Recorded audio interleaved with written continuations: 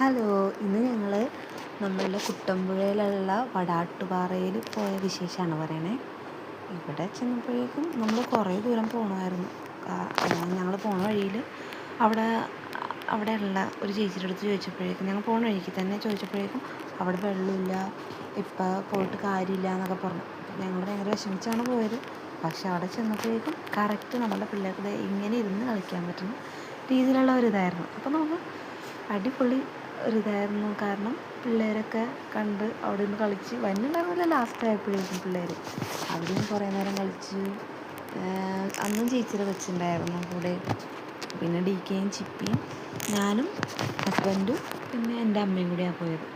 അവിടെ നല്ല രസമായിരുന്നു. എന്താ പറയുക, ചെറിയൊരു വെള്ളച്ചാട്ടം.